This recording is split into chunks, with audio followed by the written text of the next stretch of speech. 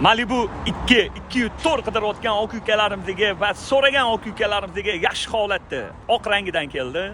Buni narxini 17.900 ga beramiz dedilar. Akalar, shuni o'zingizlarga atmetka qilib yuborib qo'yinglar, keyin kraskasini tekshirib olinglar. Ustalar bilan kelib, yaxshilab tekshirib olinglar. Joninglar sog' bo'lsin. 2018-yil probegi 106 ming ikkita detalli kraska bor dedilar, udari yo'q deb aytdilar. Kraskasi mana shu ishida ekan, polni sepilgan ekan. Ichlariga o'tmagan, lekin zo'r turibdi. Xo'p. Boltlari lekin ishi yechilgan ekan. Krugoy tonirovkalar bor. 4 ta yumshoq, yaxshi balon. Xo'p, ikkinchi kraskasi mana shu tomonda kriloda ekan. Buni ham ustalarga ko'rsatib olinglar. Endi men bu yerda bo'lmayman, ega bilan ko'rishasizlar. Balonlar yaxshi holatda. Xo'p, bu benzin tanlamas bu. Malibu 2018-yil, 204. Yaxshi, родной ham zalotoyim yaqinim, salonlari lekin qorong'i ekanda ko'rinmayapti.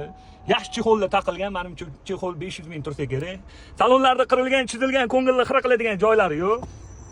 Xo'p, 2018 204 106 ming yurgan bu Malibu 2ni 17.900 ga beraveramiz, bosinglar.